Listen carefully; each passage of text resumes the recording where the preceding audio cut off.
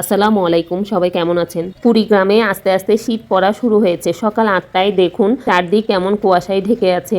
সকালবেলা ঘুম থেকে উঠে এরকম কুয়াশা দেখতে আমার অনেক ভালো লাগে। যদিও আমি শারীরিকভাবে কিছুটা অসুস্থ, কয়দিন ধরে জ্বর আর সর্দি। আবহাওয়া চেঞ্জ হওয়ার কারণে আমার এই শারীরিক অসুস্থতা। যাই হোক, সকালবেলা পাভেল বাজারে গিয়েছিল। বাজার থেকে কাতলা মাছ আর মুরগি নিয়ে এসেছিল। দেখতেই পাচ্ছেন এই কাতলা মাছগুলো কেজিতে ১৮০ টাকা করে পড়েছিল। আমার যেহেতু অনেক বেশি সর্দি লেগেছিল, হঠাৎ করে চিতই পিঠা দিয়ে ভর্তা খেতে ইচ্ছা করছিল। আমরা মেয়েরা চাইলে হঠাৎ করে বাবার বাড়ি বা শ্বশুর বাড়িতে চলে যেতে পারি না নিজের সংসারের দায়িত্ব ফেলে। আমার মতোই প্রত্যেকটা মেয়ের কাছে তার সংসার অনেক বেশি গুরুত্বপূর্ণ। তাই নিজেই কষ্ট করে ৫ পদের এখানে ভর্তা বানিয়ে নিয়েছিলাম আর চিতই পিঠা বানিয়েছিলাম। বাসায় অল্প একটু গুড় ছিল, গুড় দিয়ে কয়েকটি তেল পিঠা বানিয়ে নিয়েছিলাম। ৫ পদের ভর্তার মধ্যে ছিল লাল মরিচের ভর্তা, বাদাম ভর্তা, ২ পদের শুটকি ভর্তা, রসুন ও পেঁয়াজের ভর্তা। সবাই ভালো থাকবেন। আসসালামু আলাইকুম।